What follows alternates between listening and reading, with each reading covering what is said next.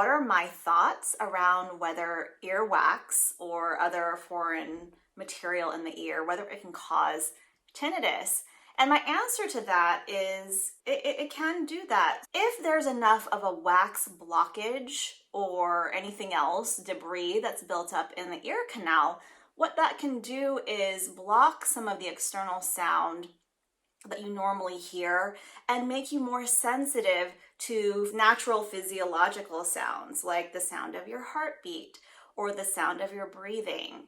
And that can be a form of tinnitus. Or let's say the earwax, there's so much of it, or it's been pushed so far down with a Q-tip that the earwax is actually touching the eardrum. That can change the way that the eardrum vibrates, and it will change the way that the sound is coming through.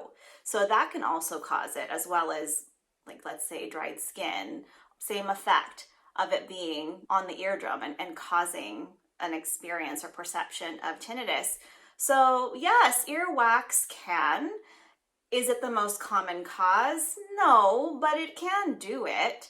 And so it never hurts to have your ears evaluated. If you are experiencing tinnitus and you haven't had any kind of ear or hearing evaluation yet, it is good to have an audiologist or other doctor take a look in your ears and make sure that your ears are clear, because if that's what's causing it, removing the wax will likely provide relief.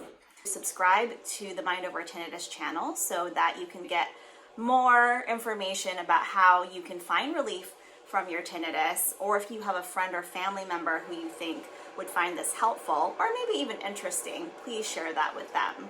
I thank you again for being here, and I'll see you next time.